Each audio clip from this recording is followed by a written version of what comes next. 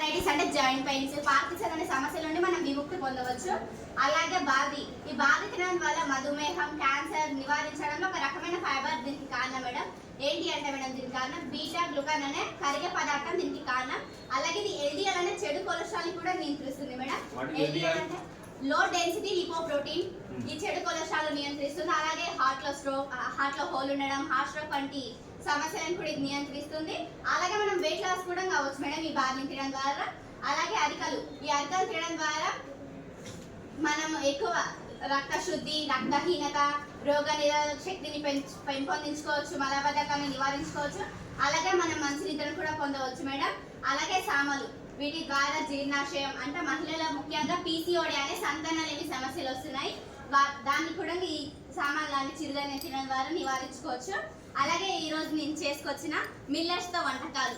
ఈ వంటకాలు సార్ రాగి బిస్కెట్ సార్, ఇది ఊదలతో ఉప్మా, సామల అన్నం, రాగి అంటే జొన్నలతోన కిచిడి, అరికలతో లడ్లు మరియు రాగి ముద్దలు సార్. ఇవి రాగి మురుకులు సార్. ఇవి వచ్చేసి సార్ జొన్నలు, సజ్జలు, రాగులు మూడింటి మనం మిక్స్ చేసుకొని రోటి చేసుకోవచ్చు. అలాగే వీటిని సపరేట్ కూడా మనం రోటీ చేసుకోవచ్చు సార్. అలాగే ఇది సార్ బార్లీతో అంటే బార్లీని నానబెట్టి మార్నింగ్ బార్లీతో చేసిన అంబలి సార్. ఇది రాగి సార్. సార్ టేస్ట్ చూడొచ్చు సార్ మీరు.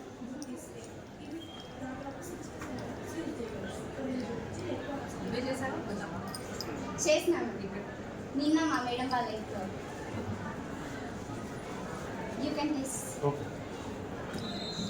సార్. మీరు కూడా ఇలాంటి ఐటమ్స్ మీ ఇంట్లో చేసుకొని తిని మీ ఆరోగ్యాన్ని కాపాడుకుంటారని కోరుకుంటున్నాను సార్. అలాగే వీటిని మనము తెలంగాణ రాష్ట్ర రైతులకు నీటి కొరత కూడా ఎక్కువ సార్. వీటిని పండించడం ద్వారా వాళ్ళకు చీడపీడల నివారణ ఉండదు, మరి కృత్రిమ రాసాయనిక ఎరువులపై ఆధారపడడం కూడా ఉండదు సార్.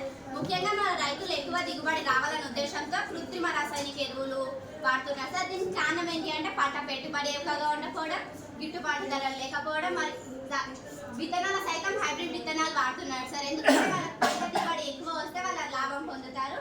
కానీ మనం వీటిని పండించడం ద్వారా చీడపీడల నివారణ ఉండదు, మరియు రాసాయనిక ఎరువులపై ఆధారపడడం ఉండదు.